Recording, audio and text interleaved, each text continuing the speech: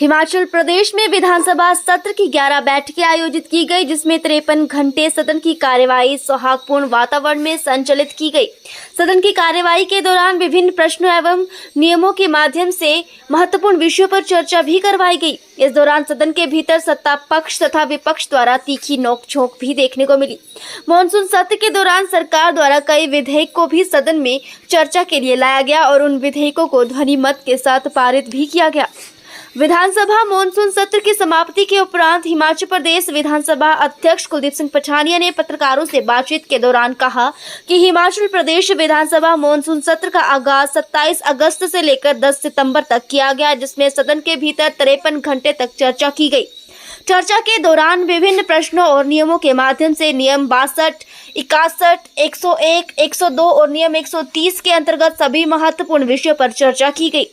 सदन के भीतर सत्ता पक्ष की ओर से सदन के नेता, मुख्यमंत्री, मंत्री, विधायक तथा विपक्ष की ओर से नेता प्रतिपक्ष तथा विधायकों में सदन के संचालन के लिए पूरी तरह से सहयोग प्राप्त हुआ। विधानसभा अध्यक्ष ने कहा कि हिमाचल प्रदेश में विपक्ष द्वारा जिस तरह से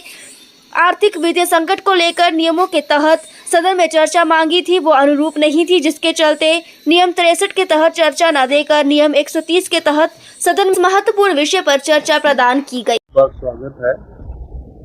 आप जानते हैं कि मॉनसून सत्र का आखिरी दिन था और 27 अगस्त से शुरू हुआ, 10 अगस्त तक चला।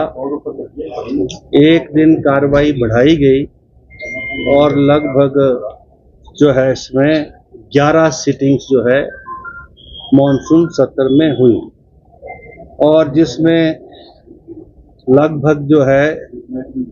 53 घंटे जो है काम हुआ और जो प्रोडक्टिविटी है वो 96% रही। आप जानते हैं कि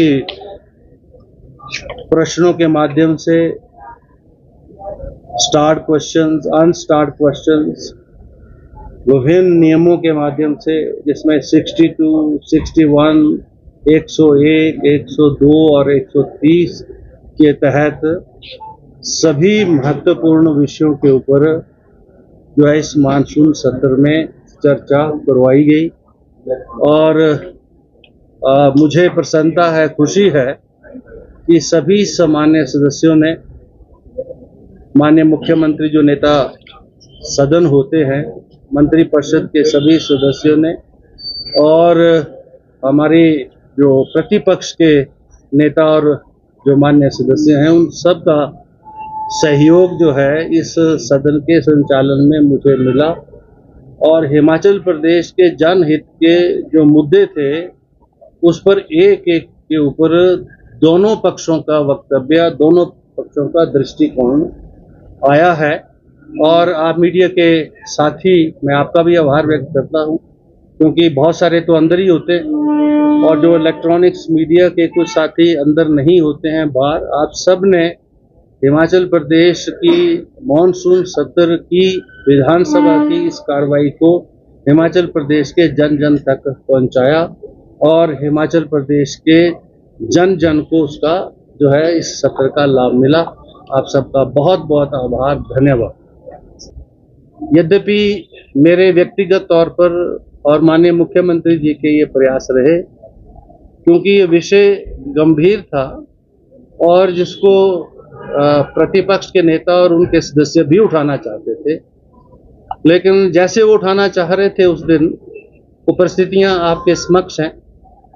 दो विषय समांतर जो है ना, उसमें प्रायोरिटी थी किस विषय को उठाना चाह रहे, किसको नहीं उठाना चाह रहे, फिर भी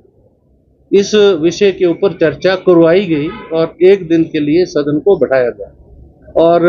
आराम से सारी चर्चा हो रही थी और मैं जो है इस चीज़ को भांप भी रहा था कि कहीं कोई ऐसी परिस्थिति ना पैदा हो जिससे प्रतिपक्ष को मौका मिले बाहर जाने का। हमने मौका नहीं दिया, यद्यपि फिर भी बाहर चले गए तो अब उनका अधिकार क्षेत्र है, वो जा सकते हैं,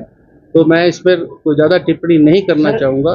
लेकिन मैं ये कहना चाहूँगा कि माननीय मुख्यमंत्री जी ने वस्तु स्थिति को पूरी तरह से प्रदेश की जनता के आगे इस माननीय सदन के द्वारा रखा है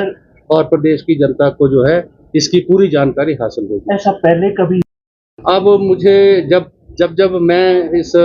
माननीय सदन का सदस्य रहा, पिछले 10 वर्ष तो था नहीं, तब की परिस्थितियां तो मुकेश जी ने अभी जो है पूरी तरह से स्पष्ट की कि कभी कोई ऐसा मौका जो है उन्होंने नहीं दिया। जब वो नेता प्रतिपक्ष भी थे पिछले 5 वर्ष, जब माननीय श्री जयराम जी प्रदेश के मुख्यमंत्री थे, तो जब सत्र जो है समाप्ति की ओर होता है तो दोनों दलों में जो है आपस में सौहार्द होता है, हार्मनी होती है, ताकि हम विषयों के ऊपर चर्चा में गंभीर हो सकते हैं, हमारे मतभेद हो सकते हैं, हमारी भावनाएं हो सकती हैं, लेकिन हम इस प्रदेश के जनप्रतिनिधि होने के नाते दायित्व हमारे सबके एक समान हैं और उन दायित्वों के निर्वहन के लिए भाषा का भी और संयम का भी पूरा ध्यान रखने की आवश्यकता है। धन्यवाद। बिल्कुल, आपने उसकी जो छोटी रील है तो देख ली, क्योंकि अगर 0 आवर नहीं था तो आज भी माननीय सदन में जो है पॉइंट ऑफ ऑर्डर के नाम से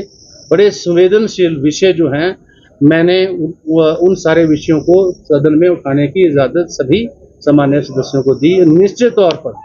अभी नियमों में परिवर्तन हो रहा है